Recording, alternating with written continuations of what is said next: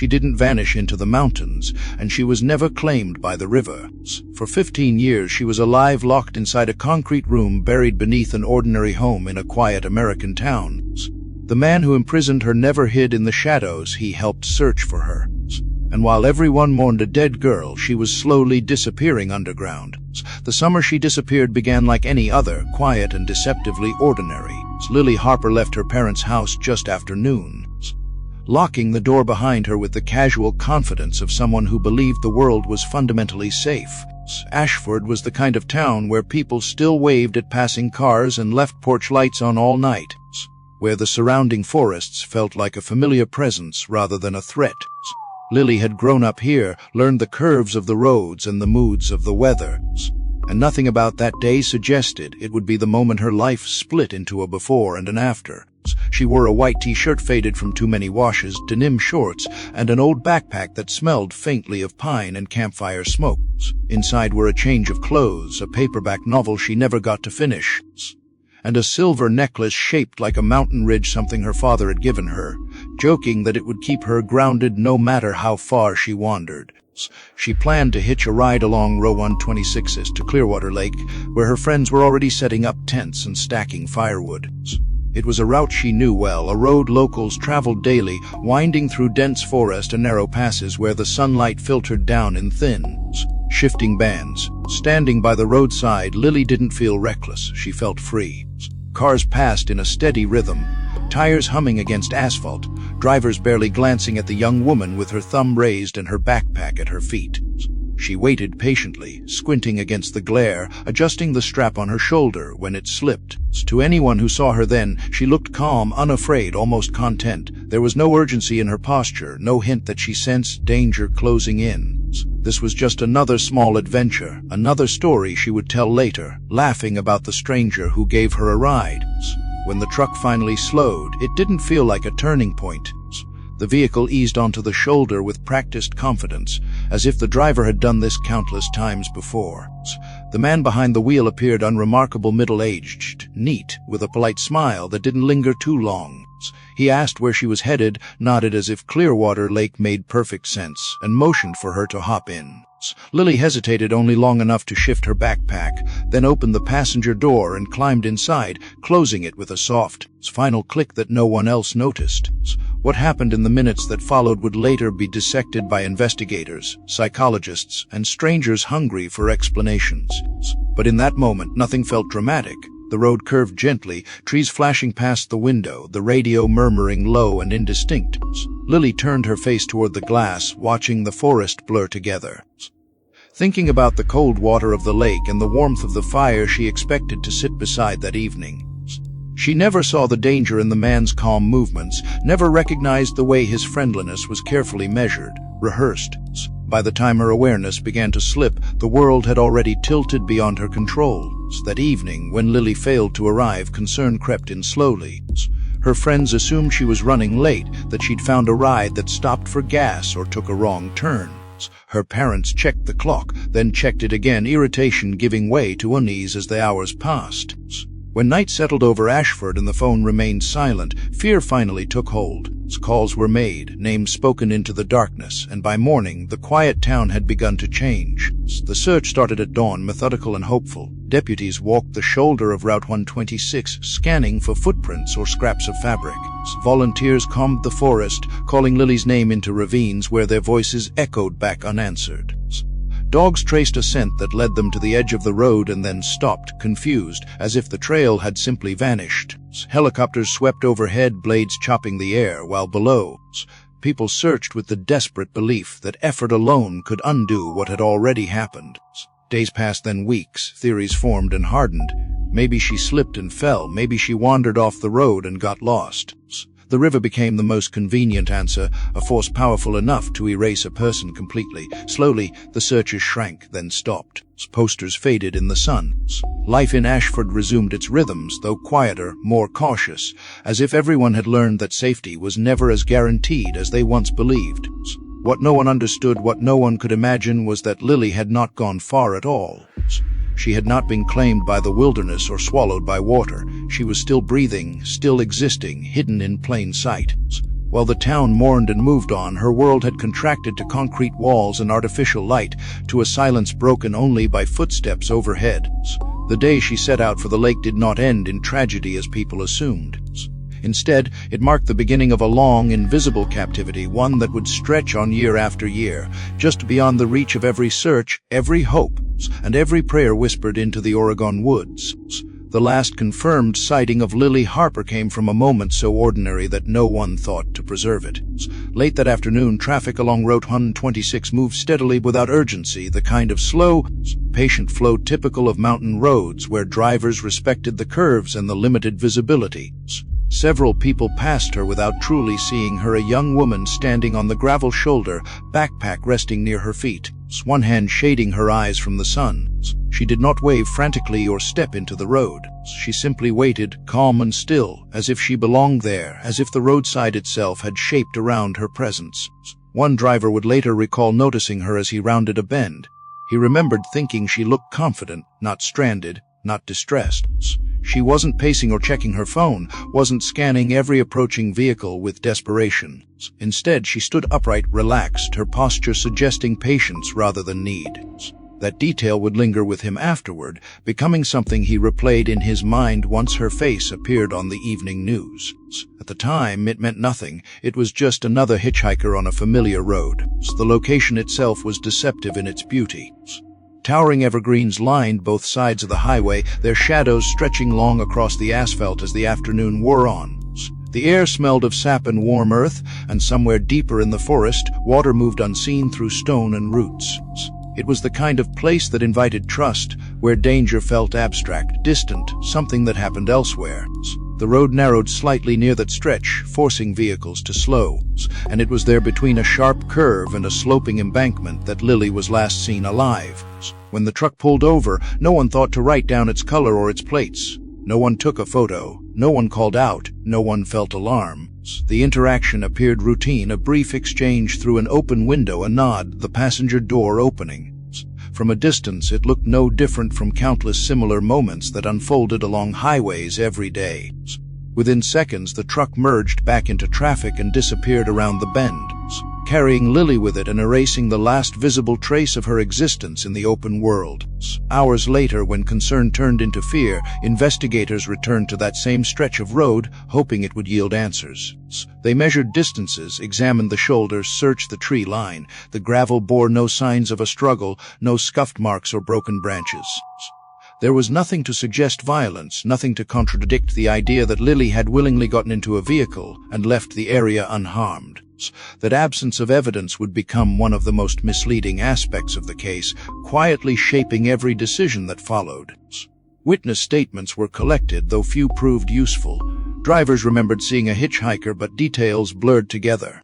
Time distorted memory and uncertainty crept in. Was she wearing a light-colored shirt or darker? Was the backpack blue or gray? Did the truck slow down once or twice before stopping? Each recollection differed slightly, and none were strong enough to anchor the investigation to a specific lead. The man who remembered her calm smile would later struggle with guilt, wondering if he should have stopped, wondering if doing so might have altered everything. As night fell on that first day, the road returned to its quiet rhythm, unaware of the significance it had just acquired. Headlights cut through the darkness, illuminating the same trees, the same curves, the same indifferent asphalt. Somewhere along that route, Lily's absence began to echo louder than her presence ever had.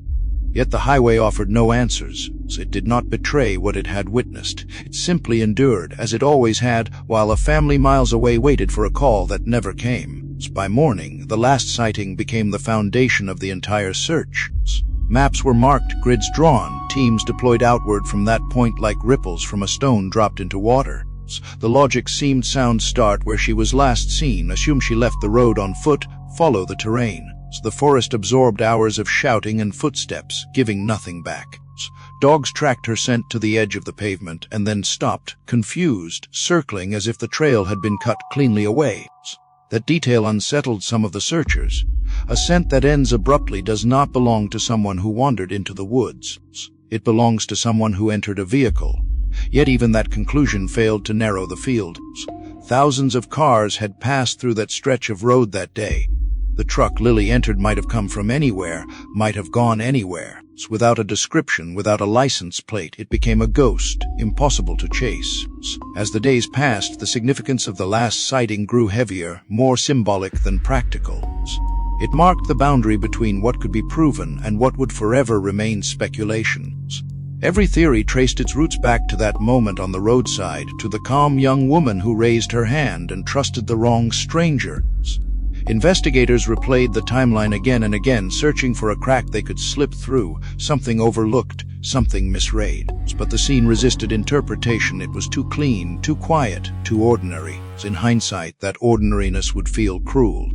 The fact that Lily did not scream, did not run, did not leave behind a sign of fear would haunt those who studied her disappearance. It suggested not chaos but control, not impulse but planning. Yet at the time, those implications were faint, easy to dismiss in favor of simpler explanations. Accidents were easier to imagine than intentions. Nature was easier to blame than a person.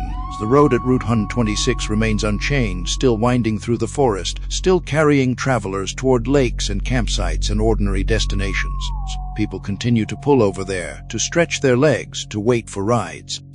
Most never know what happened in that quiet stretch of shoulder all those years ago. And those who do know rarely linger.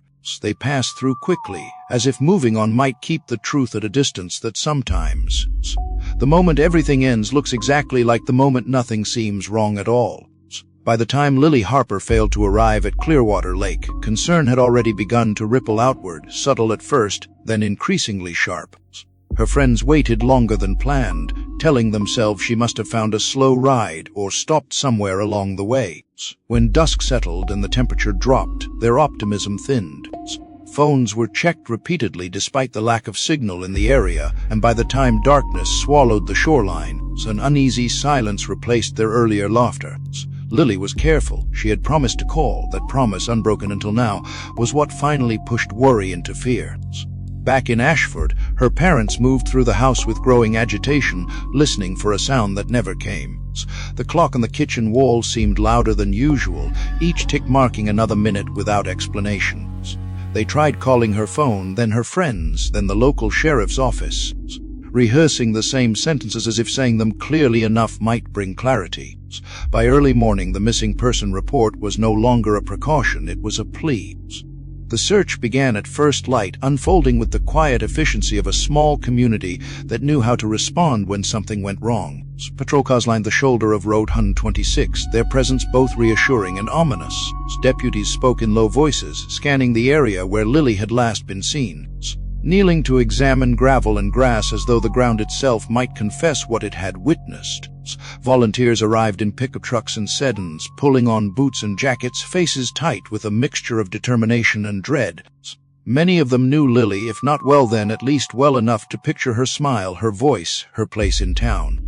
Search teams fanned out methodically, guided by maps spread across the hoods of vehicles. The terrain was challenging but familiar, a patchwork of forest, embankments, and shallow ravines that locals believed they understood. Names were called into the trees, voices echoing back distorted and empty. Dogs were brought in, their handlers watching closely as the animals worked the ground, noses low, tails stiff with focus. For a brief moment, hope surged when one dog caught a scent near the roadside.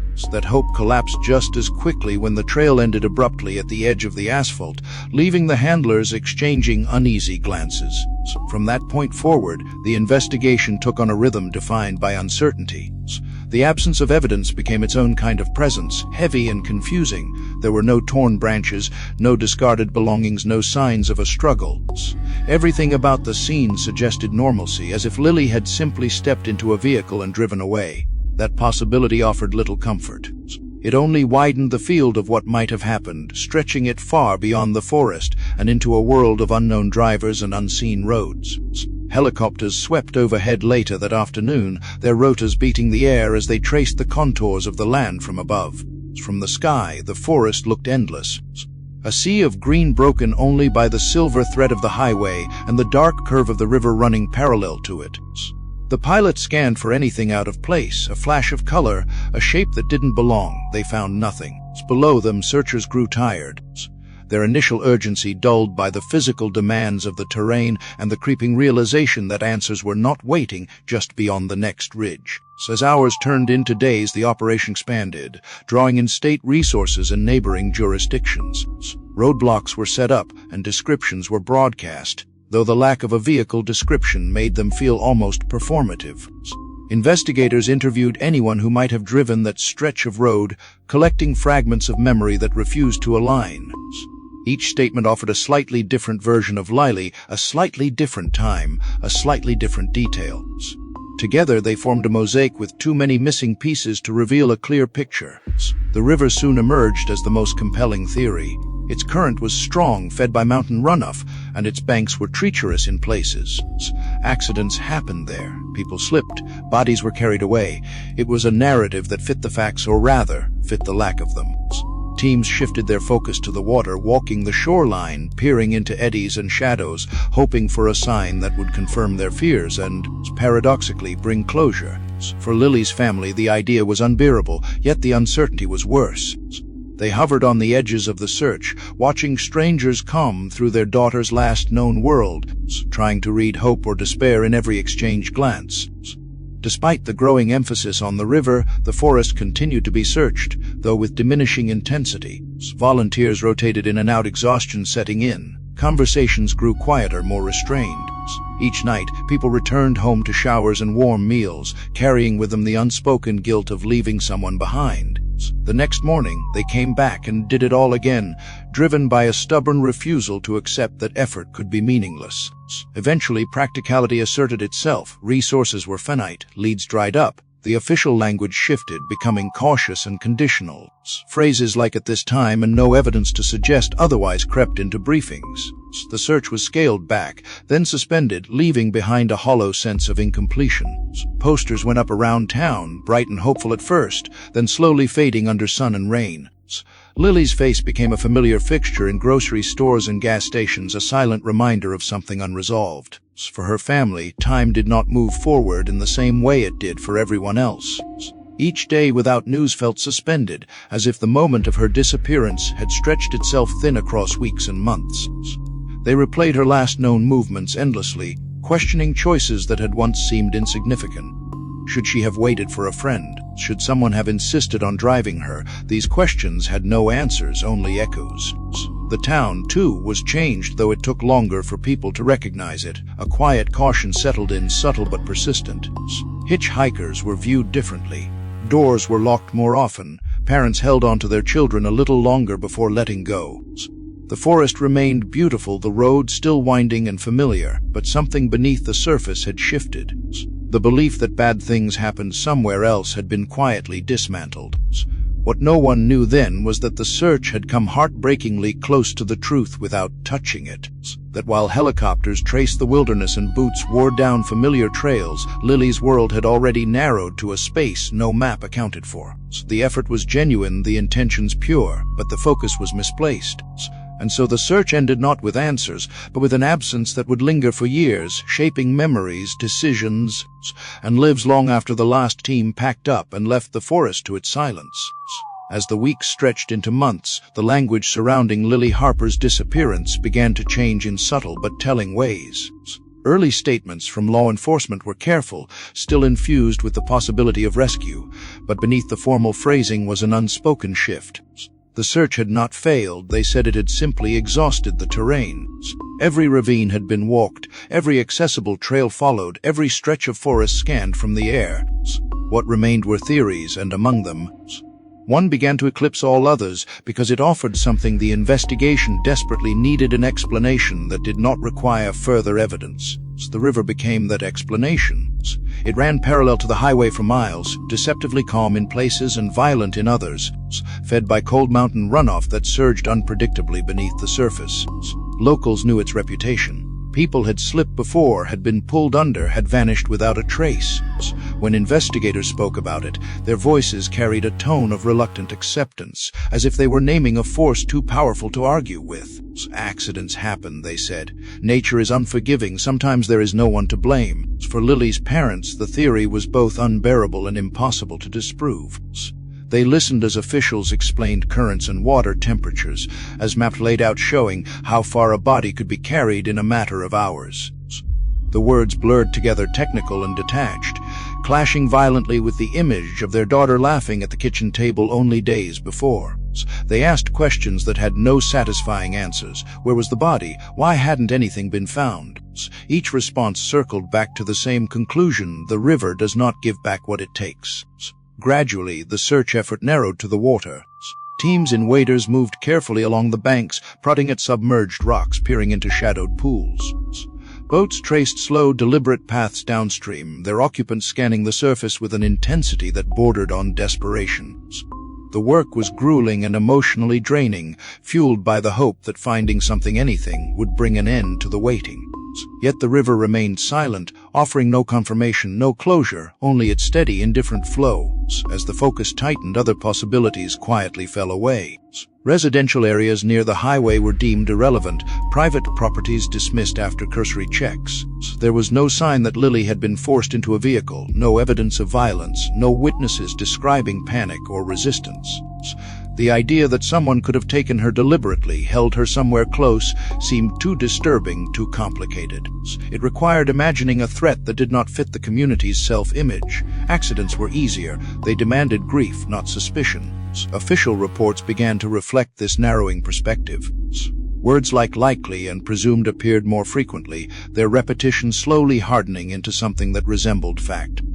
The case was no longer framed as an active mystery, but as a tragic outcome waiting for confirmation that might never come. Media attention waned, drifting toward newer stories with clearer villains and endings.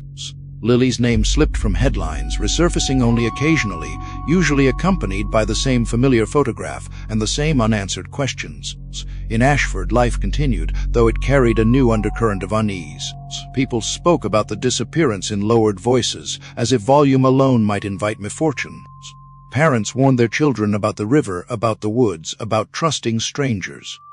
Hitchhiking, once a casual practice, became something people referenced with a shake of the head. After what happened, they would say, leaving the rest unspoken. Lily's absence settled into the town's collective memory, a quiet scar that never fully healed. For her family, acceptance was not a single moment, but a slow, painful erosion. Hope did not vanish all at once. It thinned gradually, worn down by time and the absence of news. They kept her room unchanged, answered the phone with a sharp intake of breath, listened for footsteps that never came. At the same time, they were pressured gently, persistently to move forward, to acknowledge what everyone else had already begun to believe. The river theory offered a grim kind of mercy. It suggested an end, even if that end could not be seen. Eventually, the case was reclassified. The language of missing gave way to the language of presumed deceased. There was no ceremony marking the transition, no clear line separating one phase from another. It simply happened, formalized in paperwork and databases, a quiet administrative decision with enormous emotional weight. To the system, Lily Harper was no longer someone to be found. She was someone to be remembered. The implications of that shift were far-reaching. Resources were redirected, investigators reassigned. The file grew thicker but less active, its pages documenting what had been done rather than what still might be possible. New detectives, unfamiliar with the raw urgency of the early days, read through the reports with academic detachment. To them, the river explanation felt sufficient, even logical. They did not feel the same nagging discomfort that had once hovered at the edges of the case. Years passed, and the story transformed into something closer to legend. Locals spoke of Lily in the past tense, often with a sigh, sometimes with a cautionary edge. New residents learned her name secondhand, absorbing the narrative as a warning rather than a mystery. The highway remained busy, the forest unchanged, the river flowing as it always had. On the surface, nothing seemed altered by her disappearance, yet beneath that normalcy lay a collective agreement not to look too closely. What made the river theory so enduring was not its certainty, but its convenience. It asked no difficult questions about human nature, no uncomfortable scrutiny of familiar faces. It allowed the community to grieve without accusing, to mourn without unraveling the sense of safety they depended on. In embracing it, everyone could believe that what happened to Lily was a tragic anomaly, an accident beyond anyone's control. Unbeknownst to them, that belief was the final, decisive mistake. While attention shifted downstream, the truth remained anchored elsewhere, hidden behind fences and routines, shielded by the assumption that evil announces itself loudly and from a distance. The river absorbed their fear and doubt, becoming a symbolic grave for a girl who was not buried there at all. And as time moved on, that symbol hardened into certainty, sealing Lily Harper's fate in the public imagination long before her story was anywhere near its end. 15 years passed not as a single stretch of time, but as a slow accumulation of ordinary days layered over an absence that never stopped hurting. In Ashford, life continued in visible, measurable ways. New houses were built, old storefronts changed hands, children who once rode bikes past the Harper home grew up and moved away. Seasons cycled through the town with dependable rhythms, indifferent to the fact that one family experienced each passing year as an extension of the same unresolved moment. Lily Harper's disappearance did not freeze time for the world, only for those who loved her. For her parents, the first years were defined by vigilance. Every ringing phone triggered a jolt of adrenaline. Every knock at the door carried the irrational hope that someone, anyone, had news. They learned to live in a state of permanent readiness, as if Lily might walk back into the house at any moment, older but unchanged, apologizing for being late. Her room remained untouched long after it would have been reasonable to reclaim the space. Dust gathered slowly, almost respectfully, on the shelves where her books still stood in uneven rows. The bed stayed made, the window cracked open just enough to let in air, as if the house itself was waiting. As time went on, hope did not disappear, but it changed shape. It became quieter, less demanding, something that lived alongside grief rather than opposing it. Publicly, the family learned to nod when people offered condolences, phrased carefully enough to avoid finality. Privately, they argued with the idea of closure, resenting the implication that a life could be neatly concluded without proof. The river theory lingered over them like a shadow, accepted by others but never fully absorbed. Without a body, without certainty, mourning felt incomplete, almost disloyal. Outside the family, Lily's case slowly receded into the background of communal memory. At first, her photograph was everywhere on bulletin boards, in shop windows, at the gas station near the highway. Over time, the posters curled at the edges, colors fading until her face looks like a person and more like a symbol. Eventually, they were taken down not out of cruelty, but because space was needed for newer notices, newer concerns. The town did not forget Lily, but it learned how to live without actively remembering her every day. The sheriff's department, too, moved on in subtle bureaucratic ways. Detectives retired, files were boxed and shelved, case numbers reassigned. New officers read the summary and absorbed the conclusion without the emotional context that had once surrounded it. To them, Lily Harper was a cold case, a name among many, her story compressed into a handful of paragraphs and a probable cause of death. The urgency that had once driven long days in the forest was replaced by routine, by the understanding that some questions simply remained unanswered. Anniversaries became the most difficult markers of time. Each year, the date of Lily's disappearance arrived quietly, carrying with it a weight that never lessened. Her parents marked it in private, lighting a candle, revisiting memories that felt both precious and punishing. Friends from her youth reached out less frequently as their own lives filled with new responsibilities. They remembered her warmly but distantly, as someone they had once known rather than someone they were still waiting for. This gradual thinning of attention was not intentional, but it was devastating all the same. Meanwhile, the world beyond Ashford accelerated. Technology advanced, reshaping daily life in ways that would have seemed unimaginable when Lily vanished. Phones grew smaller, then smarter. The internet expanded from novelty to necessity. Music, news, and conversation began to flow instantly, globally. For everyone else, these changes were incremental, absorbed naturally over time. For Lily's family, they were reminders of how much life she was missing, how far the present was drifting from the moment she had been last seen. In the absence of answers, speculation filled the gaps. Occasionally, rumors surfaced, a sighting reported in another state, a tip called in after someone recognized her face in an old photograph. Each lead sparked a brief resurgence of attention, a flurry of calls and cautious optimism, only to collapse under scrutiny. These false alarms were emotionally exhausting, reopening wounds that never had the chance to heal properly. Still, the family followed each one, unwilling to ignore even the faintest possibility that Lily was alive somewhere, trying to find her way back. For the town, Lily's story gradually transformed into a cautionary tale. Parents referenced her disappearance when warning teenagers about hitchhiking, about trusting strangers, about the dangers that could exist even in familiar places. Her name became shorthand for a lesson learned too late. This shift, while understandable, reduced her identity to the circumstances of her loss. She became less a person and more a reminder, a symbol invoked when fear needed justification. Yet beneath that collective acceptance, something unresolved lingered. There were people who felt it in quiet moments, a vague discomfort when passing the stretch of highway where she was last seen. There were search volunteers who remembered details that didn't quite fit, questions that had never been fully addressed. These doubts rarely surfaced in conversation, pushed aside by the prevailing narrative that everything possible had been done. To challenge that belief would have meant reopening old wounds, admitting that mistakes might have been made. As the years accumulated, the absence of Lily Harper settled into a strange kind of permanence. New tragedies occurred, drawing attention away, reshaping the hierarchy of grief. Her case was no longer exceptional, just one of many unresolved disappearances scattered across the country. In official terms, it was dormant. In human terms, it remained alive in the spaces it had hollowed out, in the routines altered and the futures that never unfolded. What no one could see was how close Lily still was to all of it. While memories faded and assumptions solidified, the truth remained anchored in the present, not the past. She was not a relic of a tragic summer or a name preserved only in archives. She was still there, still breathing, still enduring time, one controlled moment at a time. The world had moved on under the assumption that her story was finished, but in reality it was only paused, hidden behind years of misplaced certainty. Those 15 years became the longest chapter of silence, not because nothing happened, because nothing was seen. They were years defined by routine on the surface and devastation beneath it, by the comfortable lie that some losses are unavoidable.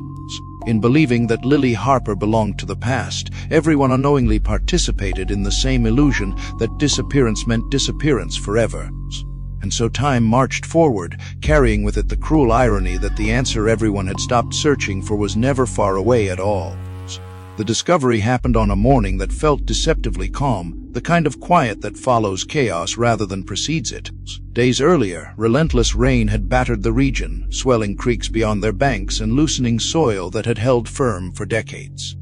By the time the storm finally passed, Pine Hollow looked different, subtly altered in ways most people would only notice in hindsight. Lawns sloped where they once hadn't, fences leaned at unfamiliar angles, and tree roots old, thick, and gnarled pushed through the earth like exposed veins. It was in this altered landscape that the past, long buried, began to surface. The man who found it had no intention of uncovering anything meaningful.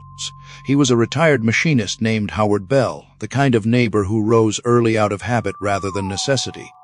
That morning, he stepped into his backyard with a mug of coffee, surveying the damage the rain had done.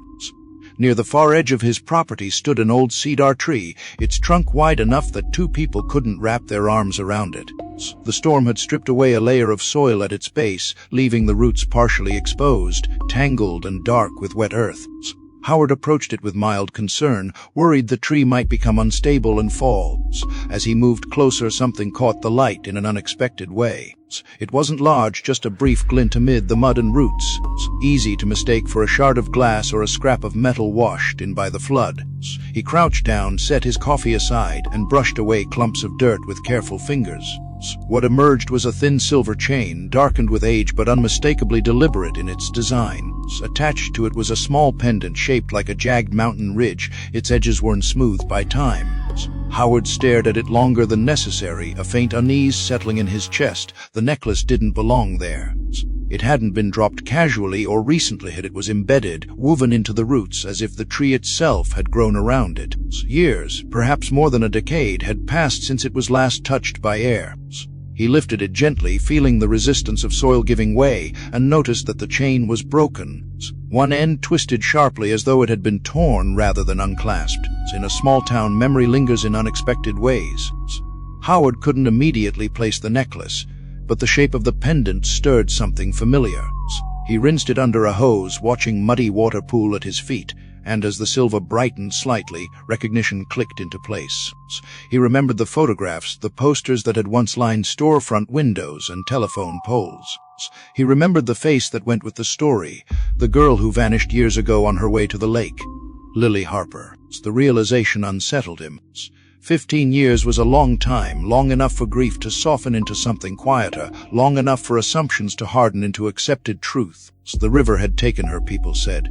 It was tragic, but it was over. Yet here was something tangible, something undeniably hers, turning up not miles downstream, but in a residential backyard, just a short drive from where she'd last been seen. Howard's hands trembled slightly as he wrapped the necklace in a clean cloth. He didn't hesitate before calling the sheriff's office. When the deputies arrived, their initial reaction was restrained, professional. They photographed the scene, marked the location, asked careful questions.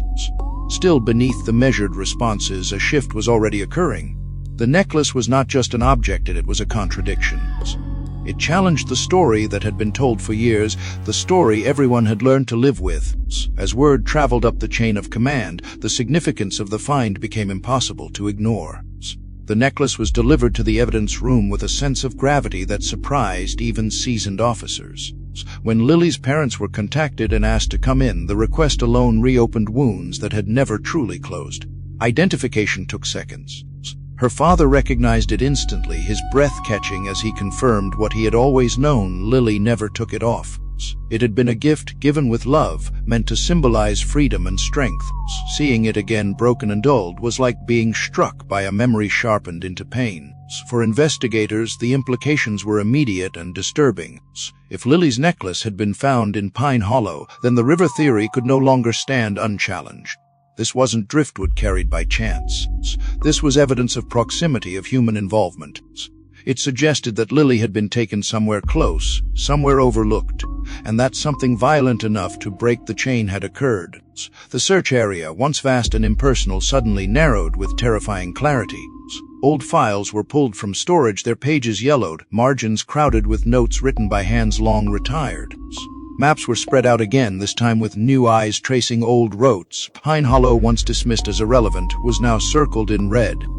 Investigators began asking questions that hadn't been asked before, revisiting decisions made under pressure and fatigue. Why had residential areas been cleared so quickly? Why had certain properties never been searched at all? As news of the discovery leaked, the town responded with a mix of shock and unease. Conversations halted mid-sentence when the necklace was mentioned. People felt the ground shifting beneath long-held assumptions, realizing that certainty had been premature. If Lily hadn't gone into the river, then where had she been, and who, among the faces they passed every day, might have known? The cedar tree in Howard Bell's yard became an unlikely symbol, its exposed roots now roped off with yellow tape. Neighbors gathered at a distance, whispering theories, watching as forensic teams sifted soil with painstaking care. The tree had stood there for generations, silently marking time, its growth rings accumulating while a secret lay hidden at its base. Now, it bore witness to the unraveling of a story that had been too neat for too long. What made the discovery so unsettling was not just what it revealed, but what it implied. 15 years earlier, search teams had walked past homes like Howard's, trusting appearances, respecting boundaries. They had believed danger lived in the wild places, not behind fences or beneath workshops. The necklace suggested otherwise. It hinted that the truth had been close all along, overlooked not out of malice, but out of assumption. As the necklace sat under fluorescent lights in the evidence room, it became more than a personal belonging. It was a key, small and unassuming, capable of unlocking years of misdirection. For the first time in over a decade, Lily Harper's case was no longer frozen in the past. It was alive again, pulsing with new urgency, forcing a reckoning with the possibility that the worst mistake had not been losing her, but believing too quickly that she was gone forever. The moment the necklace was officially logged into evidence, the story authorities had relied on for 15 years began to collapse under its own weight. Until then, Lily Harper's disappearance had been framed as a tragedy shaped by circumstance, bad luck, unforgiving terrain, a river that erased what it touched. That narrative had been repeated so often it had hardened into fact. The broken silver chain resting under fluorescent lights did not fit into that version of events.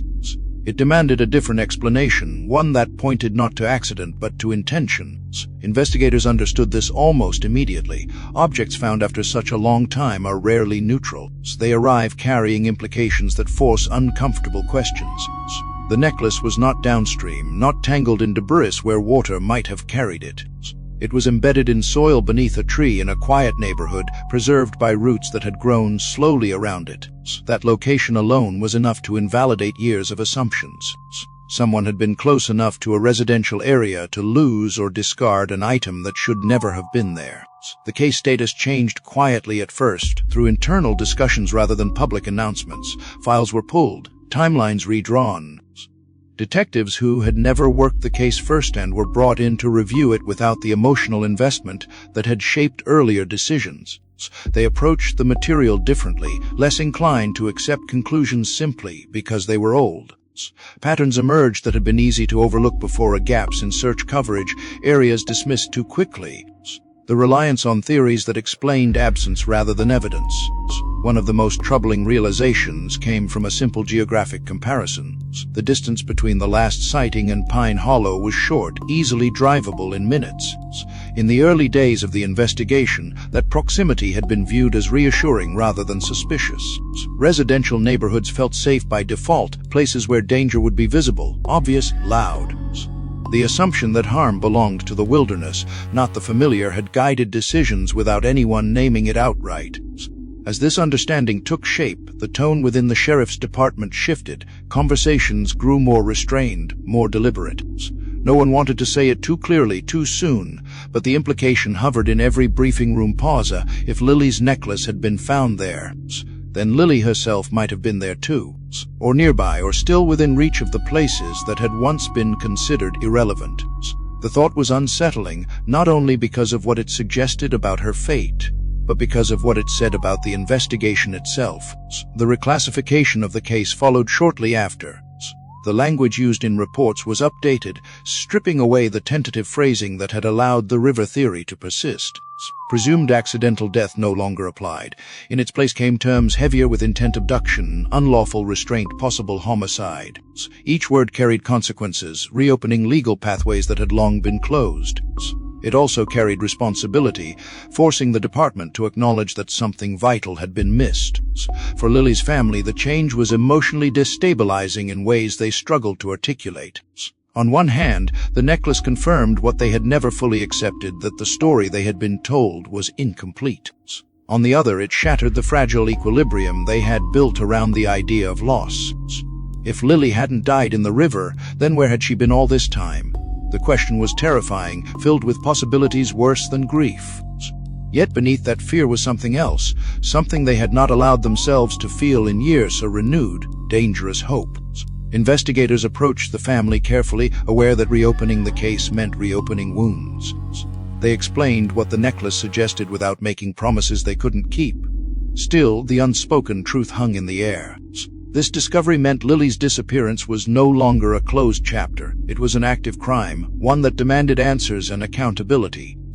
The family listened, absorbing the information with a mixture of numbness and intensity, knowing that whatever came next would change them again.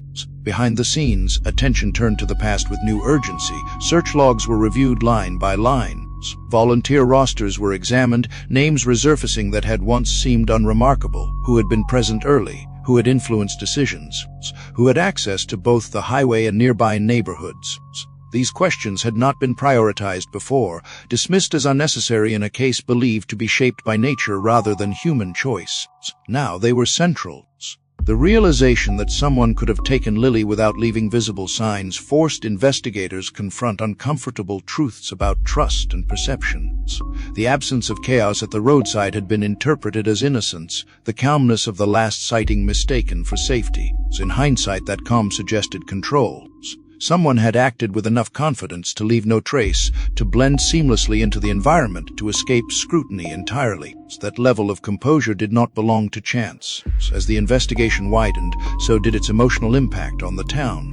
People who had once spoken of Lily in the past tense now found themselves re-examining memories, reconsidering encounters that had seemed insignificant at the time. The idea that she might have been held somewhere nearby, unseen, was deeply unsettling.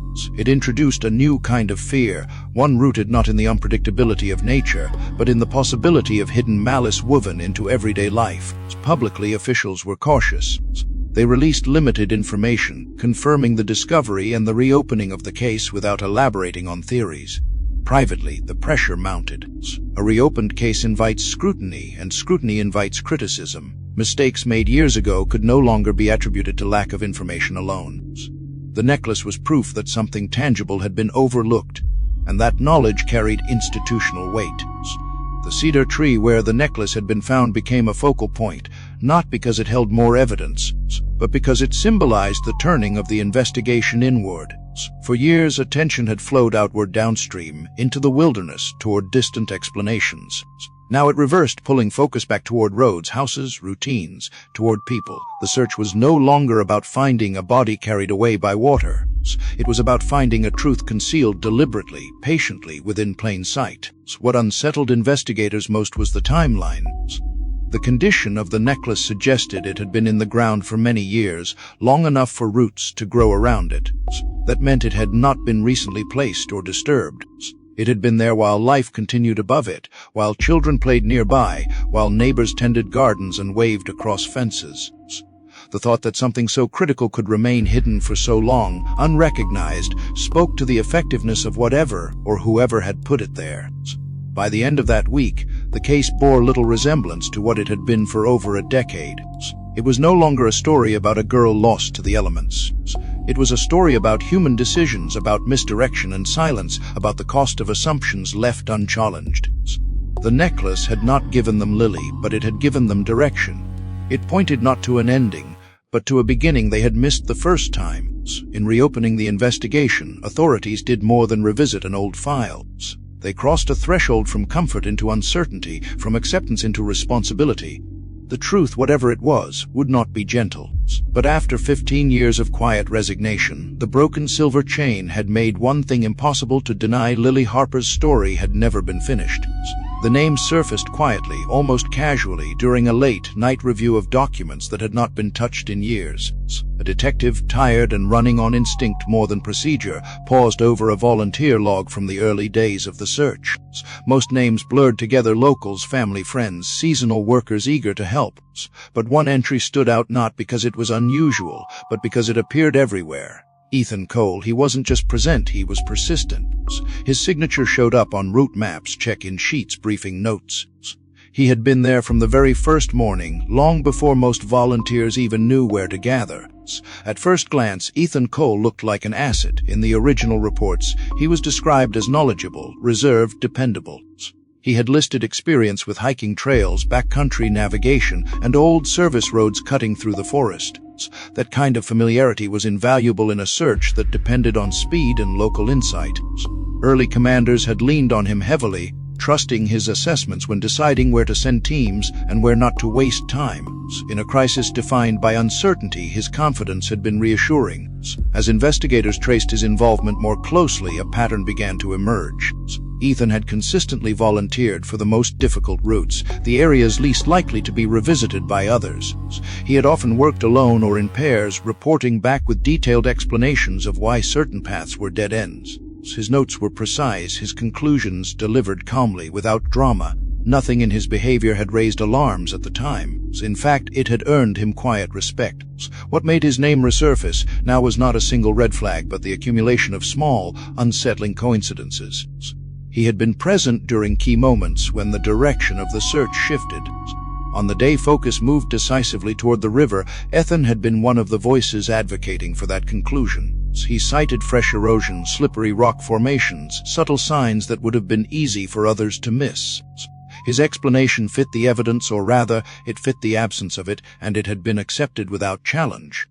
The more current investigators examined those moments, the more they felt the discomfort of hindsight. Ethan's assessments had not been wrong in a technical sense, they had simply been definitive at a time when nothing else was. He spoke with authority, and authority carries weight, especially when exhaustion sets in. Search leaders, overwhelmed and under pressure, had welcomed clarity wherever it appeared. Ethan provided it, neatly packaged and convincingly delivered. Background checks revealed little that seemed concerning at first. He had no criminal record, no history of complaints or disturbances. He lived alone on a modest property outside Pine Hollow, worked steadily, paid his bills, kept to himself. Neighbors described him as quiet but polite, the kind of person who helped load heavy items at the hardware store without being asked, who nodded hello without lingering for conversation. He blended into the community so completely that he was nearly invisible. That invisibility began to feel less benign as the investigation deepened. Investigators mapped Ethan's movements during the search and overlaid them with the revised understanding of Lily's likely abduction. The overlaps were unsettling. He had been in proximity to the last sighting area early on, before most volunteers arrived. He had access to tools, vehicles, and secluded property. Most importantly, he had knowledge of the investigation's inner workings, of what authorities were looking for and where. Revisiting old interviews through this new lens changed their tone entirely. Ethan had always been cooperative, even eager, answering questions thoroughly and without defensiveness. But cooperation can be a form of control. He volunteered information freely, guiding conversations toward conclusions he seemed confident in. At the time, this had been interpreted as helpfulness.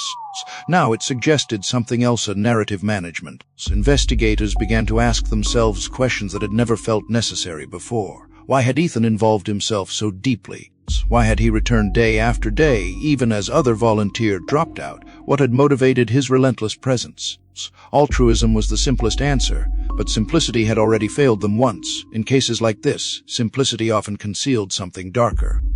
The discovery of the necklace forced these questions out of the abstract and into urgency.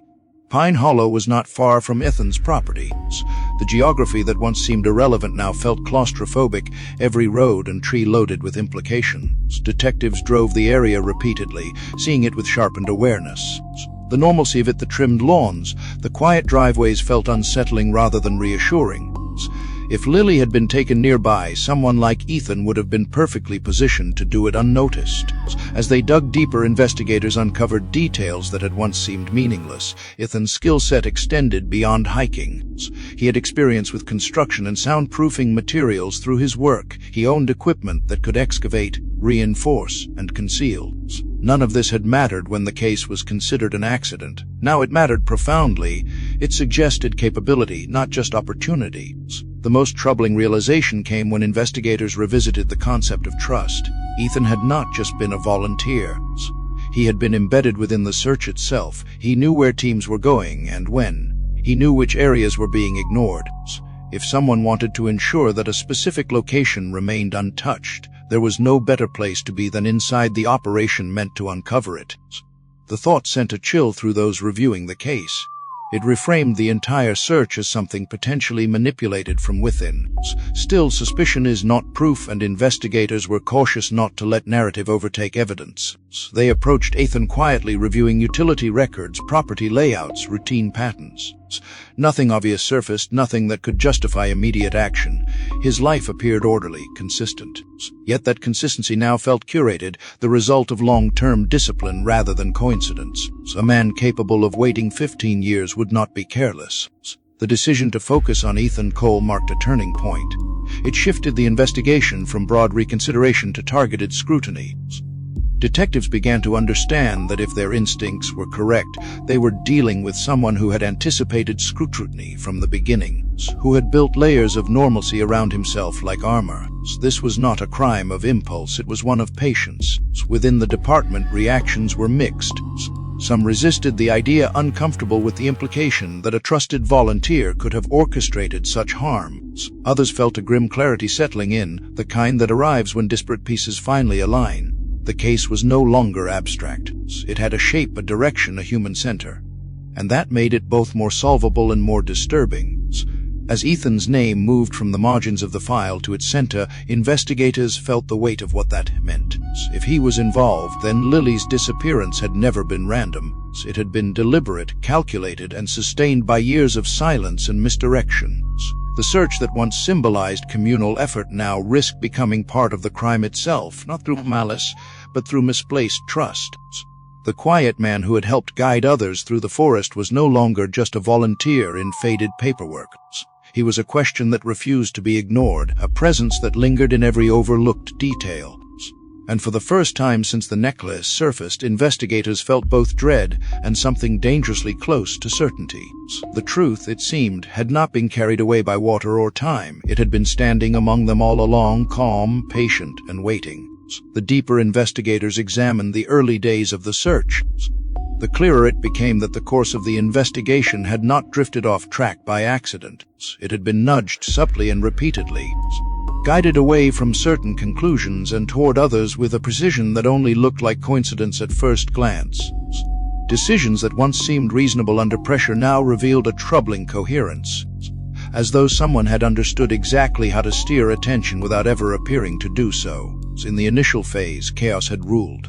Dozens of volunteers arrived with varying levels of experience, emotions running high, information fragmentary and often contradictory. In that environment, anyone who spoke calmly and confidently stood out. Ethan Cole had been one of those people. He didn't raise his voice or demand authority. He offered it quietly, through familiarity with the terrain and an apparent willingness to shoulder responsibility. When he suggested routes to check or areas to deprioritize, it felt less like instruction and more like guidance. Tired leaders accepted it gratefully. One of the most consequential moments came during a briefing late on the third day, when frustration had begun to erode morale. Searchers were exhausted, results non-existent, and pressure from Lily's family and the media steadily increasing. It was then that the idea of the river gained traction as the most plausible explanation. Ethan presented it not as speculation, but as analysis. He spoke about recent rainfall, about unstable rock shelves, about how easily a misstep could send someone into the current without leaving obvious signs behind. He even mentioned having personally checked certain sections of the shoreline where erosion suggested movement. What made his argument persuasive was its completeness. It accounted for the lack of evidence, the abrupt end of the scent trail, the absence of witnesses. It didn't introduce new uncertainties, it resolved them. For leaders desperate to bring order to a spiraling situation, that resolution was irresistible. The theory was adopted not because it was proven, but because it was comforting in its clarity. From that moment on, the investigation began to orbit the river, slowly but decisively. Once the focus shifted, the consequences compounded. Resources were redirected downstream, schedules adjusted, manpower reassigned. Residential zones near the highway were given cursory attention at best, their normalcy taken as evidence of safety. Private properties were visually cleared but not searched in depth, out of respect for boundaries and lack of probable cause. No one pushed back. No one suggested a broader interpretation of the scent trail ending at the road. The narrative had been set, and everything else was filtered through it. Looking back, investigators recognize how expertly the redirection had been executed. Ethan had never insisted that the river was the only possibility. He had simply framed it as the most logical one, the explanation that fit best with what they were seeing. By doing so, he avoided drawing attention to alternatives that might have led closer to the truth. It was a form of influence that left no fingerprints, no single moment that could be isolated as wrongdoing. Instead, it unfolded through a series of reasonable suggestions that accumulated into misdirection. The manipulation extended beyond strategy into perception. Ethan positioned himself as someone who had already checked certain areas thoroughly, saving others the trouble. When he reported that specific trails or structures had yielded nothing, his word was rarely questioned. He had earned trust quickly, and trust, once established, tends to reinforce itself. The more he contributed, the more his assessments were accepted as fact. Over time, his presence shaped not just where people searched, but how they thought about the search itself. Investigators also noted how carefully he avoided the spotlight. He did not seek recognition, did not give interviews, did not insert himself into emotional moments with the family. He remained useful, efficient, and restrained. That restraint proved to be one of his most effective tools. In crisis, suspicion often falls on those who are overly visible or emotionally reactive. Ethan was neither.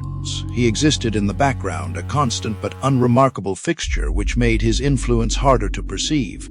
As the case cooled and the river theory solidified into accepted truth, Ethan withdrew just as seamlessly as he had embedded himself. His involvement tapered off naturally, explained away by the end of active searching. There was no abrupt disappearance that might have raised questions. He returned to his routine, his role in the investigation preserved in records as that of a helpful volunteer. In doing so, he left behind a distorted map of the search, one that future reviewers would take at face value for years. The realization that the investigation had been guided astray from within was deeply unsettling for those now reopening the case. It challenged their faith in process, in collective effort, in the idea that good intentions are enough to guarantee good outcomes.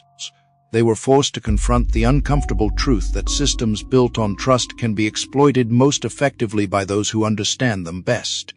Ethan had not needed to obstruct the search directly.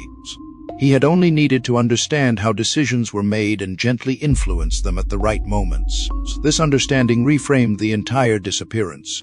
What had once been seen as a tragic sequence of missed chances now looked more like a controlled environment, one in which variables were managed carefully to ensure a specific outcome. The absence of evidence was no longer mysterious, it was engineered. The silence of certain areas was not coincidence, it was maintained. Every overlooked property, every unchecked structure took on new significance. For investigators, the weight of this realization was compounded by time. 15 years had passed. Evidence had degraded, memories faded, records incomplete. The possibility that Lily had been hidden in plain sight while search teams scarred distant terrain was almost unbearable. It suggested not just error, but a profound vulnerability in the way people approach danger and instinct to look outward, toward the dramatic and the unfamiliar, rather than inward toward the ordinary. As they reconstructed the early search day by day, decision by decision, a grim respect emerged alongside anger.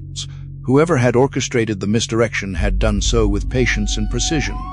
It was not the work of someone panicking or improvising. It was the work of someone who understood that the most effective way to hide something is not to bury it deeper, but to convince everyone else to look elsewhere. This realization marked a shift in the reopened investigation. No longer was the focus solely on finding new evidence, it was on understanding old choices. Detectives began treating the original search itself as a crime scene, analyzing it for signs of manipulation and intent. Ethan Cole was no longer just a suspect in Lily Harper's disappearance. He was a suspected architect of the very blindness that had allowed it to remain hidden for so long. The thought lingered uncomfortably in every subsequent meeting. While good people had searched the forest and the river with genuine desperation, someone had been quietly ensuring they never came close. The investigation had not failed because it lacked effort. It had failed because it had been expertly missiled. And now, years later, the task was not only to uncover what happened to Lily, but to dismantle the carefully constructed illusion that had kept the truth buried beneath routine, trust, and time. The truth, when it finally began to surface, was far more intimate and deliberate than anyone had imagined. Lily Harper had not been carried away by water or lost to the wilderness. She had been taken within minutes of trusting the wrong person, her life diverted from the open road into a private, carefully controlled world that existed just beyond the edge of ordinary attention. What followed her disappearance was not chaos or improvisation, but a sequence of actions planned with chilling restraint. After Lily lost consciousness in the passenger seat, the road did not stretch endlessly ahead of her. It turned quietly, deliberately, away from the highway and into an area that no search map had ever prioritized. The drive was short enough that, had she been awake, she might have recognized familiar landmarks. Instead, she slipped deeper into darkness, unaware that the distance between freedom and captivity could be measured in minutes rather than miles.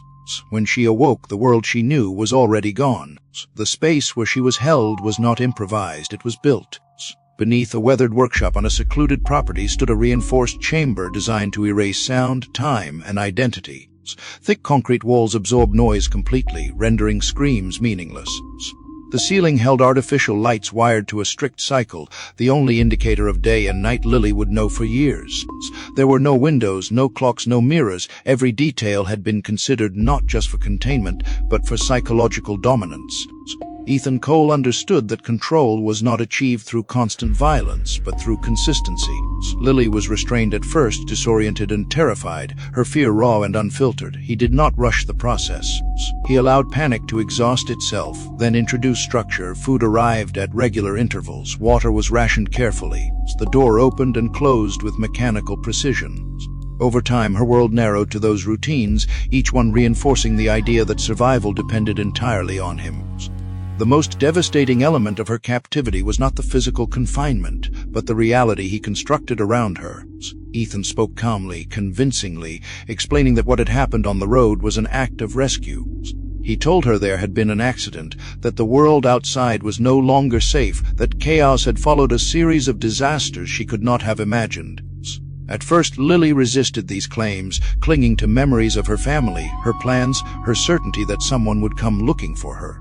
Ethan anticipated this resistance. He came prepared with proof, or something that looked like it: old newspapers altered to report catastrophes, radio recordings filled with static and emergency broadcasts, carefully timed silences that mimicked power outages or supply shortages. Each piece of false evidence was introduced slowly, never overwhelming her all at once. The goal was not to convince her immediately, but to wear down her certainty until doubt took root. One of the most effective lies concerned her family. Weeks into her captivity, after she had begun to weaken physically and emotionally, Ethan told her they were gone. He said they had died searching for her, victims of the same broken world he claimed to be shielding her from. He delivered the news without cruelty, framing it as a tragedy he shared rather than inflicted. Lily's grief became another tool, isolating her further from any desire to escape a world she now believed had nothing left for her. Time lost its meaning. Days blurred together, marked only by the opening of the door and the hum of the lights. Lily's body adapted to the darkness, her skin growing pale, her muscles weakening from limited movement. Her mind adapted to shrinking inward, prioritizing survival over truth. She began to measure safety not by freedom, but by Ethan's moods, by whether he spoke gently or not at all. The man who had stolen her life became, in her altered reality, the only constant. Ethan maintained his life above ground with the same discipline he applied below. To neighbors and coworkers, he was unremarkable. He went to work, paid bills, maintained his property. Nothing about him invited scrutiny. The workshop of the chamber hummed with ordinary activity. The sound of tools masking anything that might have escaped from below, even without the extensive soundproofing. The separation between his public self and his private world was absolute, and he guarded it meticulously. Years passed this way, unnoticed by the world Lily once belonged to. While seasons changed outside, her environment remained static, engineered to deny her any sense of progression. Ethan aged naturally, subtly, while Lily remained frozen in the moment of her disappearance, her memories anchored to a time that no longer existed. The imbalance reinforced his control. He was the keeper of information, the arbiter of reality. She was dependent, disoriented, and increasingly unsure of her own perceptions. What made the captivity endure was not force alone, but the erosion of alternatives. Escape became unimaginable not because it was impossible, but because Lily no longer believed there was anywhere to escape to. Ethan encouraged this belief carefully, presenting himself as protector rather than captor. He spoke of sacrifices, of risks he took to bring her food, of dangers he shielded her from. Gratitude replaced resistance, a psychological shift born not of weakness, but of prolonged deprivation and manipulation. Above ground, the world mourned Lily Harper and moved on. Below, she lived in a present without context, unaware that the story told about her was wrong in every way that mattered. The irony was cruel and complete. While searchers had scarred distant wilderness, Lily's real prison existed close enough that ordinary life passed overhead every day. Cars drove by, neighbors waved. Time continued forward, indifferent to the fact that one life had been deliberately removed from it. Ethan never rushed the ending because he never needed to. His control relied on patience, on the belief that time itself would do most of the work for him. And for 15 years it did. Lily Harper did not disappear by accident or chance. She was erased methodically, not by nature, but by a man who understood that the most effective prison is not the one built of walls, but the one constructed inside the mind. The passage of time inside the underground room was not measured in days or years, but in repetitions. Lily Harper woke, slept, ate, and waited according to a rhythm imposed from above, one that never changed and never explained itself. There was no sunrise to mark beginnings, no sunset to promise an end. Light appeared when it was allowed to appear, harsh and artificial, humming faintly overhead. Darkness followed just as mechanically, absolute and consuming. This cycle became her calendar, her clock, her entire understanding of continuity. Ethan Cole understood early on that physical restraint alone would not be enough to keep someone hidden for years. Bodies resist, but minds adapt, and it was adaptation he cultivated with quiet precision. He removed every reference point Lily might use to anchor herself to reality. No mirrors meant she could not see herself aging. No windows meant she could not sense seasons or weather. No devices meant there was no way to track time beyond the unreliable signals of her own body. Hunger, fatigue, and disorientation blended together until memory itself began to feel unstable. At first, Lily tried to hold on. She replayed conversations with her parents, remembered the weight of her backpack on her shoulders, the smell of the forest along the highway. She counted meals, tried to estimate how many days had passed, scratched marks into the concrete until her fingernails split. Ethan watched this without interference. He did not punish her for resisting. He simply waited. He knew that effort without feedback eventually collapses into exhaustion. The information he provided was always partial, always controlled. He spoke of the outside world as if it were distant and dangerous, a place she could no longer return to even if she escaped. He described disasters without detail, chaos without images, letting her imagination do the work of filling in the gaps. Occasionally, he brought altered newspaper clippings or played distorted radio recordings through the ventilation system, just enough to reinforce the narrative he had constructed. These moments were spaced carefully, never frequent enough to provoke skepticism, never rare enough to allow doubt to fade. Isolation did the rest. Without other voices to challenge his version of reality, Lily's thoughts began to loop inward. Questions turned into assumptions. Assumptions hardened into beliefs. When Ethan said her family was gone, the grief was unbearable, but it was also final. Grief has a way of sealing doors that logic might leave open. Once she accepted that loss, the idea of escape became less urgent. Escape to what? Escape to whom? The world he described was not a place worth surviving. Gradually, her sense of self began to erode. She stopped thinking of herself as a daughter, a friend, a student. Those identities belonged to a past that felt increasingly unreal. In their place emerged something smaller and more fragile, a person whose worth was defined by compliance, whose safety depended on predictability. She learned to listen for his footsteps, to read the tone of his voice, to anticipate his expectations. These skills became her survival tools, honed not by choice, but by necessity. Ethan reinforced this dependency subtly. He framed his actions as sacrifices, his control as protection. He spoke of risks he took to keep her fed, of dangers he shielded her from. In doing so, he inverted the reality of their relationship. He was no longer the source of her suffering, he was the barrier between her and something worse. Over time, Lily began to thank him. The words felt wrong at first, heavy with confusion and shame, but repetition dulled that discomfort. Gratitude became easier than resistance. Her body changed in ways she could not see but could feel. Muscles weak from limited movement. Skin thinned without sunlight. Small aches lingered longer than they should have. Ethan adjusted her environment to accommodate these changes, just enough to keep her alive, not enough to restore strength. The balance was deliberate. A strong body might attempt escape, a weakened one learns caution. The most devastating effect of the confinement was not fear, but normalization. The bunker became familiar. The walls, once terrifying, became background. Silence, once oppressive, became expected. When something becomes routine, the mind stops questioning it in the same way. Lily found herself startled by moments of kindness more than by cruelty. Unsettled when Ethan spoke of the outside world, because it disrupted the fragile equilibrium she had built inside herself. Memory itself began to fracture. Without new experiences to anchor them, old ones blurred, faces lost clarity, voices softened. She could still recall her parents, but their features shifted, sometimes merging with imagined versions shaped by longing and grief. She feared forgetting them, yet at the same time remembering hurt too much. Forgetting felt like relief, and that realization filled her with quiet terror. Years passed this way, though she had no language for years. The world above changed, evolved, accelerated, while hers remained static, preserved like an insect in amber. Ethan aged, his voice deepening slightly, his movements slower, but Lily did not notice these changes clearly. Without mirrors, without comparison, aging was abstract. In her mind, she remained close to the girl who had stood by the roadside, unaware of how much time had been stolen from her. The psychological bond that formed was not love, but something more insidious. It was dependence stripped of choice, attachment forged through deprivation. Ethan had become the axis around which her entire reality revolved. When he was absent longer than usual, anxiety spiked. When he returned, relief followed, regardless of what he brought with him.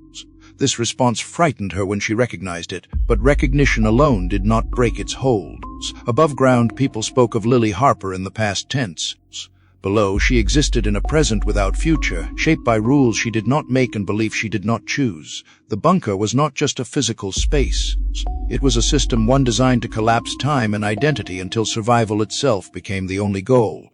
By the time years had accumulated unnoticed, the greatest prison was no longer the concrete walls, but the carefully dismantled sense of reality inside her mind. Ethan's greatest weapon was never the locked door or the concrete walls, it was the story he told, and the patience with which he told it. He understood that fear fades when it has no shape, but belief can endure when it is fed carefully. So he built a version of the world for Lily that explained everything she felt without ever pointing back to him. In this world, he was not a captor.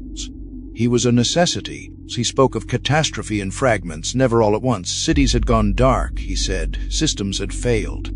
People had turned on one another when resources ran thin.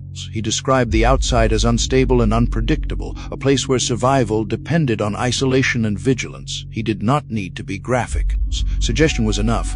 Lily's imagination filled in the rest, fueled by the fear already lodged in her chest. When she asked questions, he answered selectively, allowing uncertainty to linger just long enough to make his next visit feel like relief. To make the story believable, Ethan controlled information with the same discipline he applied to everything else. He brought in altered newspaper pages, edges yellowed, ink smudged just enough to look authentic. Headlines spoke of outages, evacuations, unnamed disasters. Dates that were blurred or missing, creating the impression of a timeline too chaotic to track. Occasionally he played recordings through the ventilation system, sirens, distant announcements, static written voices issuing warnings that sounded official without being specific. Each piece reinforced the idea that the world beyond the bunker was not just dangerous, but irrevocably changed. The most devastating lie was the one he delivered with the gentlest voice. He told Lily that her family had died trying to find her. He chose the timing carefully, waiting until isolation had worn her down and hope had begun to feel fragile. He did not dramatize it or demand a reaction. He let the words sit between them, heavy and final. Grief hollowed her out in a way fear never had. With that single statement, he severed the strongest thread tying her to the life she once knew. After that, escape lost its meaning. The idea of reaching the surface no longer promised reunion or safety, it promised emptiness. Ethan framed himself as the only remaining constant in a world stripped of familiar faces. He spoke of obligation and risk, of how difficult it was to obtain food, how dangerous it would be for her to be seen. He positioned every act of control as an act of care, every restriction as protection. When he rationed meals, it was because supplies were scarce. When he limited conversation, it was because he needed to conserve energy. The logic was cruelly consistent. Lily resisted at first, arguing, pleading, clinging to fragments of memory that contradicted his claims. Ethan did not punish this resistance. He allowed it to exhaust itself.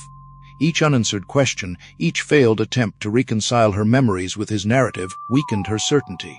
Over time, the cost of disbelief grew heavier than the cost of acceptance. Belief offered coherence, acceptance offered peace, however hollow.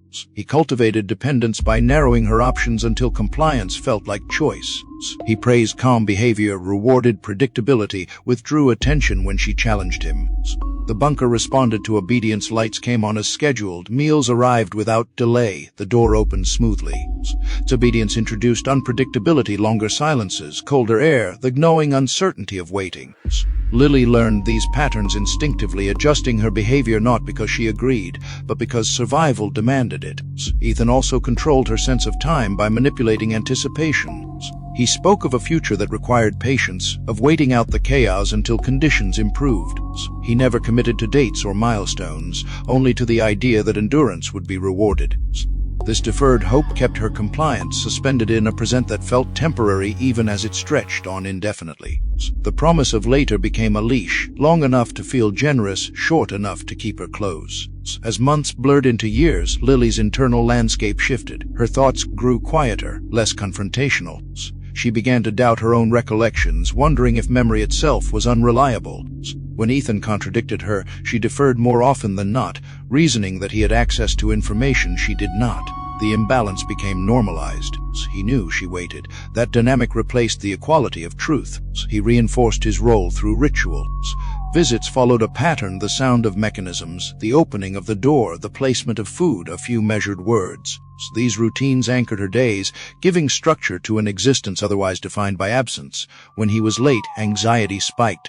When he arrived, relief washed over her regardless of what he brought. This response frightened her the first time she recognized it, but recognition did not loosen its grip. Dependency had taken root. Ethan never needed to raise his voice. Control for him was quiet and efficient. He understood that domination achieved through terror requires maintenance, but domination achieved through belief sustains itself. Lily began to police her own thoughts, pushing away doubts that threatened the fragile order of her world. She avoided questions that led nowhere. She accepted explanations that soothed rather than satisfied. The story he told became the frame through which she interpreted everything she felt. Her identity narrowed further. She stopped thinking of herself as someone with a future beyond the bunker. Survival became the horizon. Gratitude crept in, uninvited and humiliating. She thanked him for food, for warmth, for consistency. Each thank you tightened the bind, transforming coercion into obligation. The line between captor and protector blurred until naming it felt dangerous. Above ground, life continued in ways she could not imagine. Below, Ethan's narrative filled the silence, a constructed reality maintained with care and patience. It was not a single lie, but a system of lies, each one supporting the next. And within that system, Lily learned to live, not because she believed it was true, but because believing it was the only way to endure. At some point, the fear that had once dominated Lily's thoughts began to soften into something quieter and more dangerous. Terror is exhausting. It demands energy, resistance, imagination. Over time, with no outlet and no resolution, it erodes into resignation. Lily no longer woke each cycle with panic clawing at her chest. Instead, she woke with calculation. How long until the door opened? What tone Ethan's voice might carry? Whether today would be easier or harder than the last? This shift did not feel like surrender at first. It felt like survival. The human mind adapts relentlessly when trapped. Deprived of choice, it seeks patterns. Deprived of truth, it settles for coherence. Lily's reality had been reduced to a narrow set of variables, all of them controlled by one person. Ethan's presence dictated food, light, information, and silence. In that environment, her brain began to reorganize itself around him, not out of affection, but out of necessity. He was the axis of her world, the only constant in a landscape stripped of alternatives. She noticed the change in herself gradually, in moments that unsettled her long after they passed. The sound of his footsteps overhead no longer triggered immediate dread. Instead, it brought a conflicted sense of relief. His absence created anxiety that was sharper than his presence ever had. When days stretched longer than expected between visits, her thoughts spiraled, filling the silence with imagined catastrophes. When he finally appeared, even if he brought nothing but food and brief words, the tension eased. This response frightened her when she recognized it, but recognition did not undo it. Ethan never encouraged dependence explicitly. He did not ask for loyalty or gratitude. He allowed the environment to do that work for him. Consistency became its own form of comfort. The routines he established were predictable, and predictability in captivity feels like safety. Lily began to adjust herself to those routines instinctively, aligning her behavior with what produced the least uncertainty. She spoke when spoken to. She avoided questions that went unanswered. She learned which topics shortened his visits and which extended them. Over time, resistance began to feel futile, even harmful. Every attempt to challenge his narrative led only to confusion and exhaustion. The lies he told were reinforced by isolation, by the absence of any competing voice. Without external validation, doubt turned inward. Lily began to wonder if her own memories were unreliable, if trauma had distorted them. When Ethan contradicted her recollections, she deferred more often than she argued. It was easier to assume she was mistaken than to live in constant cognitive dissonance. This erosion of certainty reshaped her sense of self. She no longer thought of herself as someone enduring a temporary ordeal. The idea of rescue faded from an active hope into an abstract concept, something theoretical rather than imminent. Planning an escape required imagining a world worth escaping into, and that world no longer felt real. Ethan's descriptions of chaos and loss had hollowed it out, leaving behind a vague, hostile place she could not visualize clearly enough to desire. The emotional bond that formed was not love, but dependency stripped of choice. Lily did not admire Ethan. She did not trust him in the way trust is freely given, but she relied on him, and reliance has its own gravity. Her emotional responses recalibrated around his behavior. Approval, however subtle, felt stabilizing. Disapproval felt threatening. The scale by which she measured danger had shifted inward, no longer anchored to morality or freedom, but to proximity and access. She began to manage his moods, preemptively adjusting her demeanor to avoid provoking irritation or withdrawal. This was not submission born of weakness, but a learned skill developed under prolonged constraint. Predicting his reactions became a form of control she could exert in a world where control was otherwise absent. In this way, compliance offered an illusion of agency. She could not choose her circumstances, but she could choose how smoothly they unfolded. Shame accompanied this adaptation, though it often remained unspoken even in her own thoughts. There were moments when she realized she felt grateful to him, and those moments filled her with quiet self-loathing. Gratitude towards someone who had taken everything from her felt like betrayal of herself, of her family, of the life she once had. Yet gratitude persisted, because it eased the tension of survival. Rejecting it would have required energy she no longer possessed. Her emotional range narrowed, extreme feelings dulled, replaced by a muted steadiness. Joy became abstract, anger flared briefly, then receded. Sadness lingered, but even grief lost its sharpness, smoothing into a constant ache rather than a consuming force. This emotional flattening was not apathy. It was preservation. Feeling too deeply had become dangerous. The longer the captivity lasted, the more the outside world receded into something theoretical. Lily's memories of freedom did not disappear, but they lost their immediacy.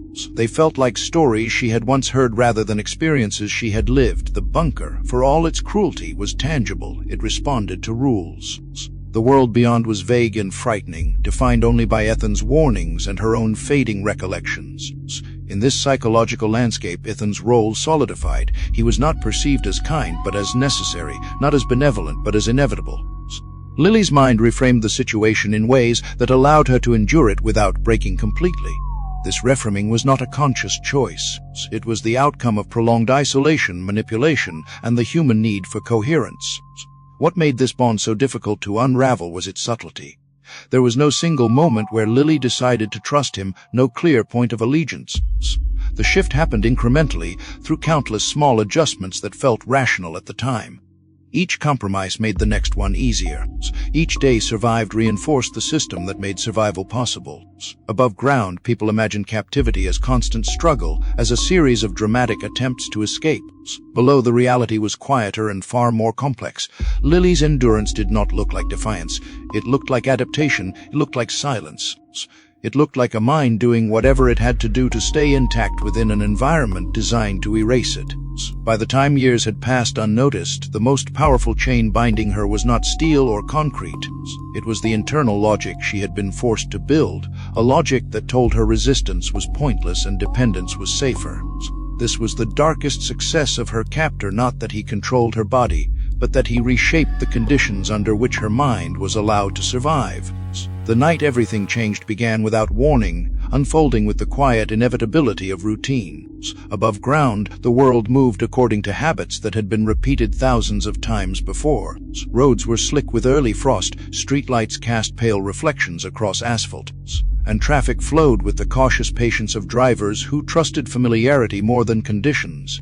Ethan Cole left his property as he always did, locking doors, setting systems, moving through the motions with the confidence of someone who believed nothing unexpected could touch him. He had driven that road countless times, knew every curve and dip by muscle memory alone. The road wound through wooded stretches and shallow ravines, a ribbon of pavement that demanded attention but rarely punished complacency. That night, the temperature dropped just enough to turn lingering moisture into black ice, invisible and unforgiving. The tires lost traction in an instant. There was no dramatic swerve, no time for correction, only the sudden, sickening sensation of control slipping away. The impact was violent and abrupt. Metal screamed against metal as the vehicle tore through a guardrail and plunged into darkness, momentum carrying it down an embankment before gravity claimed the rest. By the time the car came to rest, it was no longer recognizable as a machine meant for travel. Emergency responders would later describe the wreckage as catastrophic, the kind of damage that leaves little doubt about the force involved. Ethan was pulled from the twisted frame unconscious, his body broken in ways that would not announce themselves clearly until hours later. At the hospital, he became another patient among many, stripped of identity by necessity. His injuries were severe enough to demand immediate intervention: trauma to the head, internal bleeding, fractures that required stabilization before anything else could be considered. Doctors worked quickly, efficiently, focusing on survival rather than explanation. When he failed to regain consciousness, a medically induced coma followed, intended to give his body a chance to recover from the damage it had sustained. While machines breathed for him and monitors traced the rhythms of a body suspended between states, something far more fragile began to fail elsewhere. Beneath the workshop, the systems that defined Lily Harper's existence continued their cycles, unaware that the hand controlling them had been abruptly removed. Lights flicked on and off according to pre-set timers. Ventilation hummed softly, delivering air without intention. The door remained sealed, its mechanisms dependent on commands that would never come. At first, Lily noticed only small deviations. The familiar sounds overhead were delayed. The cadence of movement she had learned to read so carefully shifted just enough to unsettle her. She waited, telling herself that disruptions happened, that routine sometimes bent but did not break. When the expected visit did not come, unease crept in slowly, cautious and controlled. She had been conditioned to expect unpredictability within limits. This felt different. As hours stretched on, the silence deepened. The absence of footsteps, of mechanical cues, of any indication of presence above began to press in on her senses. She listened until her ears ached, straining for sounds that had once filled the empty space with meaning. Nothing answered. The lights followed their programmed cycle without variation, indifferent to her growing panic. The bunker felt larger in the dark, its walls receding as her mind searched for explanations that did not involve catastrophe. Her thoughts returned, inevitably, to the narrative Ethan had constructed. He had warned her of danger, of instability, of moments when the outside world would become unreachable. The absence fit too neatly into that story. Fear surged, raw and unfiltered, undoing years of carefully managed adaptation. If he was gone, then something had gone wrong. If something had gone wrong, then everything he had warned her about might finally be happening. Time lost coherence. Without intervention, hunger sharpened, thirst became unbearable, and the air grew colder as systems shifted into lower power modes. Lily rationed what she could, conserving energy, retreating inward. She spoke aloud to steady herself, the sound of her own voice strange and fragile in the oppressive quiet. The bunker, once a controlled environment, began to feel like a sealed tome. Above ground, days passed with little notice. Mail accumulated. Lights remained on in the workshop longer than usual. Small irregularities that might have gone unseen for weeks were only beginning to register as unusual. Ethan's absence had not yet become a question for anyone else. The world he had so carefully maintained did not collapse dramatically. It simply began to drift untended. In the hospital, doctors monitored changes, adjusting medication, noting responses that offered cautious optimism. Ethan remained unconscious, his condition critical but stable. To the staff, he was a body recovering from trauma, nothing more. They could not see the parallel crisis unfolding miles away, nor could they have imagined the life tethered so completely to his routine. For Lily, the weight became unbearable. The psychological framework that had sustained her for years began to crack under the weight of uncertainty. She had learned to endure predictability, not abandonment. The possibility that he would never return introduced a new terror, one that stripped away even the distorted safety she had constructed. Without him, the world she understood, however false, ceased to function. Her attempts to signal the surface were weak at first, tentative, born of desperation rather than strategy. She struck metal against concrete, creating a dull, repetitive sound that echoed briefly before being swallowed by the walls. She paced until her legs trembled, then sat, conserving strength. Each moment without response deepened the realization that something irreversible had occurred. What made this absence so profound was its randomness.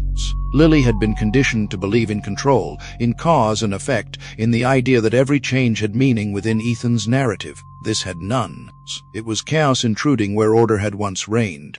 The man who had positioned himself as the sole constant was suddenly gone, not by choice or design, but by chance. The irony was brutal. Above ground, the accident was documented, filed, processed.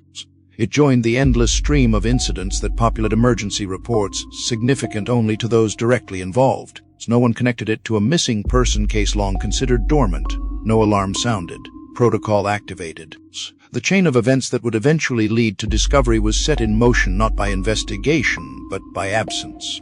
The collapse of Ethan's control was neither heroic nor intentional. It was the result of a momentary lapse on a familiar road, a reminder that even the most meticulous planning cannot account for randomness. For years he had relied on discipline and patience, believing time itself was an ally. In the end, time became the variable he could not manage. Below, Lily existed in a suspended state, caught between the world she had been taught to fear and the one she no longer knew how to imagine. The silence pressed in, relentless and absolute, stripping away the final illusion of stability. Whatever came next would not be shaped by his will, but by forces neither of them could control. The accident did not free her, it did not rescue her. But it shattered the system that had kept her hidden, introducing a fracture through which the truth would eventually surface. In that sense, the end of his routine marked the beginning of something else, not hope yet, not rescue, but the unraveling of a captivity that had relied, above all else, on his uninterrupted presence. The silence finally broke, not with a shout or a dramatic revelation, but with a sound so small it might have been missed by anyone not already uneasy. It was late morning when Martha Cole arrived at her son's property, guided there by a worry she couldn't explain away. Ethan had always been predictable, methodical about returning calls, meticulous about routine. 3 days without contact felt wrong in a way that settled deep in her chest. She told herself she was overreacting, that grown men didn't need checking on. Yet her hands trembled slightly as she unlocked the gate and stepped onto the familiar gravel. The house greeted her with stillness, no movement, no voices. Even the usual mechanical hum from the workshop seemed muted, as if the building itself were holding its breath. Inside, nothing appeared disturbed. Tools lay where they always did, surfaces clean, ordered. The normality was unsettling. Ethan was not careless. If he had left suddenly, there would have been signs. Martha moved slowly, calling his name once, then again, her voice sounding too loud in the quiet. It was when she reached the workshop that she heard it, a faint, irregular scraping sound, barely audible beneath the thick concrete floor. At first, she thought it was an animal trapped beneath the building, something injured and desperate. The sound came again, rhythmic but weak, metal against stone, as if someone were counting seconds with the last of their strength. Fear spiked, sharp and immediate. She backed away instinctively, heart racing, and reached for her phone with shaking fingers. The officers arrived quickly, responding to what they believed might be a burglary or structural emergency. They approached the workshop cautiously, weapons holstered but hands ready, listening as the sound repeated itself. One of them knelt, pressing an ear to the concrete, and frowned. There was no mistaking it now. This wasn't an animal, it was deliberate. Someone was down there. They searched the space methodically, eyes drawn to a seam in the floor that ran too straight to be accidental. Behind a rack of tools nearly invisible unless you knew to look was a recessed control panel, dust-free, maintained. The realization landed heavily. Whatever lay beneath the floor was not old, it was intentional. When the mechanism engaged, the low mechanical groan that followed seemed to come from the earth itself. The concrete slab slid aside slowly, revealing a dark opening and a stairwell descending into blackness. The air that rose from below was stale and cold, carrying a smell that made even seasoned officers pause. One of them called down, announcing their presence, though he did not know to whom. A moment passed, then a voice answered, thin, hoarse, almost unrecognizable as human. It asked a question that froze everyone in place. "Are you him?" Flashlights cut through the darkness as the officers descended, their beams catching on thick walls and unfamiliar structures. At the bottom, the light found her. A woman sat hunched on a narrow bed, shielding her eyes with trembling hands. Her hair was matted and gray, her skin unnaturally pale.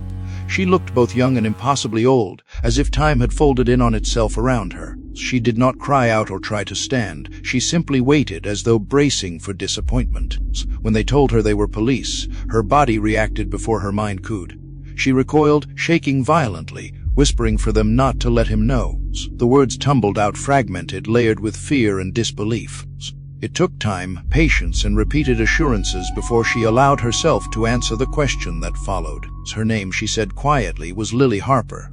The process of bringing her up was slow and careful. Her muscles had weakened to the point where she could not climb the stairs on her own. An officer lifted her gently, supporting her weight as they ascended. When she reached the surface, the light overwhelmed her instantly. She squeezed her eyes shut, gasping as cold air filled her lungs for the first time in years. The sky above was painfully bright, vast in a way she could not process. She clung to the officer's jacket, shaking uncontrollably, as if the open space itself were a threat. News traveled faster than comprehension. Within hours, the property was surrounded by emergency vehicles, investigators, and later reporters held back behind tape. But Lily was already gone, transported to a hospital where doctors spoke in calm voices and moved with practiced urgency. Dehydration, muscle atrophy, sensory deprivation, the list of concerns was long and sobering. Yet beneath the physical trauma was something more fragile, harder to reach. When her parents arrived, the reunion did not unfold the way anyone imagined. Lily stared at them with confusion, her expression caught between recognition and doubt. They had aged, changed, become strangers in ways she could not reconcile with the images preserved in her memory. When her father spoke her name, her composure cracked. The sound of it, spoken without fear or manipulation, pulled something loose inside her. She cried then, not loudly, but with a quiet intensity that seemed to come from somewhere deep and long neglected. Understanding came in waves, each one more devastating than the last. The world was not destroyed. Her family was alive 15 years had passed. The magnitude of the lie she had lived inside pressed down on her until words failed entirely. She withdrew, retreating into silence as her mind struggled to absorb the truth. Doctors called it shock, trauma, a necessary retreat while her psyche recalibrated. To Lily, it felt like standing on shifting ground, everything familiar suddenly unreliable. Ethan never woke to see what he had lost. He died days later, his body finally giving out, taking with it the explanations only he could provide. There would be no confession, no answers to certain questions, no reckoning in a courtroom. For Lily, his absence was both relief and complication. There was no confrontation, no moment of reclaimed power. Just the quiet understanding that his control was finally irrevocably gone. Recovery did not follow a straight path. Simple things, doors closing, footsteps in hallways, the hum of machines triggered panic. The modern world felt loud, aggressive, impossibly fast. She learned to walk again, to tolerate sunlight, to trust voices that were not his. Progress came in inches, measured not by milestones, but by moments of calm. Eventually, Lily returned to the place where her life had changed, standing by the roadside with her parents beside her. The forest looked the same. The road curved as it always had. She placed the silver necklace, restored and mended, among the rocks and soil. A private farewell to the girl she had been and the years she could never reclaim. Her story spread far beyond the town, a reminder that evil does not always hide in distant places. Sometimes it waits patiently behind ordinary doors, sustained by silence and trust. Lily survived not because the system worked, but because it finally failed. And though her freedom came late and at unimaginable cost, it came all the same, lifting her from the darkness and returning her, slowly and painfully, to the open sky. This story leaves behind lessons that are uncomfortable precisely because they feel unavoidably human.